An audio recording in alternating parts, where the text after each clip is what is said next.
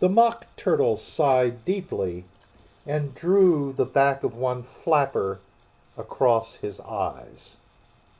He looked at Alice and tried to speak, but for a minute or two sobs choked his voice. "Same as if he had a bone in his throat," said the Gryphon, and it set to work shaking him and punching him in the back. At last the Mock Turtle recovered his voice, and, with tears running down his cheeks, he went on again. "You may not have lived much under the sea." "I haven't," said Alice. "And perhaps you were never even introduced to a lobster." Alice began to say, "I once tasted," but checked herself hastily and said, "No, never." "So you can have no idea what a delightful thing a lobster quadrille is." "No, indeed," said Alice. "What sort of a dance is it?" "Why," said the Gryphon, "you first form into a line along the seashore." "Two lines!" cried the Mock Turtle. "Seals, turtles, salmon, and so on. Then, when you've cleared all the jellyfish out of the way—" "That generally takes some time," interrupted the Gryphon. "You advance twice, each with a lobster as a partner," cried the Gryphon. "Of course," the Mock Turtle said. "Advance twice, set to partners. Change lobsters and retire in the same order," continued the Gryphon. "Then, you know," the Mock Turtle went on, "you throw the—" "The lobsters!" shouted the Gryphon, with a bound into the air. "As far out to sea as you can." "Swim after them!" screamed the Gryphon. "Turn a somersault in the sea!" cried the Mock Turtle, capering wildly about. "Change lobsters again!" yelled the Gryphon at the top of his voice. "Back to land again! And that's all the first figure," said the Mock Turtle, suddenly dropping his voice, and the two creatures, who had been jumping about like mad things all this time, sat down again very sadly and quietly, and looked at Alice. "It must be a very pretty dance," said Alice timidly. "Would you like to see a little of it?" said the Mock Turtle. "Very much indeed," said Alice. "Come, let's try the first figure," said the Mock Turtle to the Gryphon. "We can do without lobsters, you know. Which shall sing?" "Oh, you sing," said the Gryphon. "I've forgotten the words." So they began solemnly dancing around and round Alice, every now and then treading on her toes when they passed too close, and waving their forepaws to mark the time, while the Mock Turtle sang this, very slowly and sadly. "Will you walk a little faster?" said a whiting to a snail. "There's a porpoise close behind us, and he's treading on my tail. See how eagerly the lobsters and the turtles all advance. They are waiting on the shingle. Will you come and join the dance? Will you, won't you, will you, won't you, will you join the dance? Will you, won't you, will you, won't you join the dance? You can really have no notion how delightful it will be when they take us up and throw us with the lobsters out to sea. But the snail replied, too far, and gave a look askance. Said he thanked the whiting kindly, but he would not join the dance. Would not, could not, would not, could not, would not join the dance. Would not, could not, would not, could not join the dance. What matters it how far we go? His scaly friend replied. There is another shore, you know, upon the other side. The further off from England, the nearer is to France. Then turn not pale, beloved snail, but come and join the dance. Will you, won't you, will you, won't you, will you join the dance? Will you, won't you, will you, won't you join the dance? Thank you. It's a very interesting dance to watch, said Alice, feeling very glad that it was over at last. And I do so like that curious song about the whiting. Oh, as to the whiting, said the Mock Turtle, you've seen them, of course. Yes, said Alice, I've often seen them at She checked herself hastily. I don't know where Din may be, said the Mock Turtle, but if you've seen them so often, of course you know what they're like. I believe so, Alice replied thoughtfully. They have their tails in their mouths, and they're all over crumbs. You're wrong about the crumbs, said the Mock Turtle. Crumbs would all wash off in the sea. But they have their tails in their mouths, and the reason is... Here the Mock Turtle yawned and shut his eyes. Tell her about the reason and all that, he said to the Gryphon. The reason is, said the Gryphon, that they would go with the lobsters to the dance. So they got thrown out to sea. So they had to fall a long way. So they got their tails fast in their mouths. So they couldn't get them out again. That's all. Thank you, said Alice. It's very interesting. I never knew so much about a whiting before.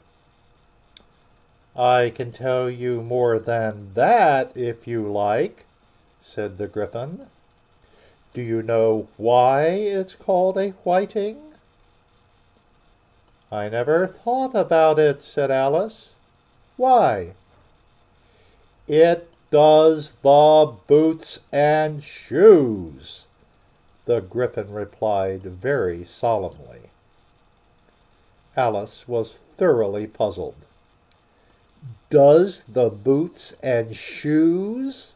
She repeated in a wondering tone. Why, what are your shoes done with? Said the Gryphon. I mean, what makes them so shiny? Alice looked down at them, and considered a little before she gave her answer. "They're done with blacking, I believe." "Boots and shoes under the sea," the Gryphon went on in a deep voice, "are done with whiting. Now you know." "And what are they made of?" Alice asked in a tone of great curiosity. "Soles and eels, of course," the Gryphon replied rather impatiently. "Any shrimp could have told you that." "If I'd been the whiting," said Alice, whose thoughts were still running on the song, "I'd have said to the porpoise, 'Keep back, please. We don't want you with us.'" They were obliged to have him with them, the Mock Turtle said. No wise fish would go anywhere without a porpoise. "Wouldn't it really?" said Alice in a tone of great surprise. "Of course not," said the Mock Turtle. "Why, if a fish came to me and told me he was going on a journey, I would say, 'With what porpoise?'" "Don't you mean purpose?" said Alice. "I mean what I say," the Mock Turtle replied in an offended tone. And the Gryphon added, "Come, let's hear some of your adventures." "I could tell you my adventures beginning from this morning," said Alice a little timidly, "but it's no use going back to yesterday, because I was a different person then." "Explain all that?" said the Mock Turtle. "No, no, the adventures first," said the Gryphon in an impatient tone. "Explanations take such a dreadful time." So Alice began telling them her adventures from the time when she first saw the white rabbit. She was a little nervous about it just at first. The two creatures got so close to her, one on each side, and opened their eyes and mouths so very wide. But she gained courage as she went on. Her listeners were perfectly quiet till she got to the part about her repeating, "You are old, Father William," to the caterpillar, and the words all coming different. And then the Mock Turtle drew a long breath and said, "That's very curious." "It's all about as curious as it can be," said the Gryphon. "It all came different," the Mock Turtle repeated thoughtfully.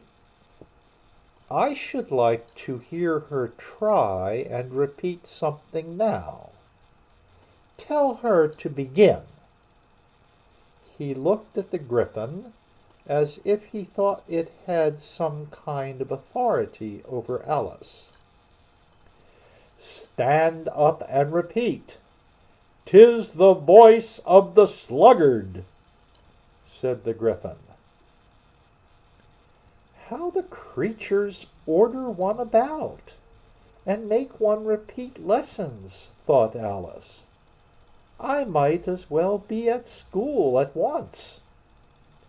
However, she got up and began to repeat it. But her head was so full of the Lobster Quadrille that she hardly knew what she was saying, and the words came very queer indeed. "'Tis the voice of the lobster," I heard him declare. "You have baked me too brown. I must sugar my hair." As a duck with its eyelids, so he with his nose trims his belt and his buttons, and turns out his toes. When the sands are all dry, he is gay as a lark, and will talk in contemptuous tones of the shark. But when the tide rises and sharks are around, his voice has a timid and tremulous sound. "That's different from what I used to say when I was a child," said the Gryphon. "Well, I never heard it before," said the Mock Turtle, "but it sounds uncommon nonsense."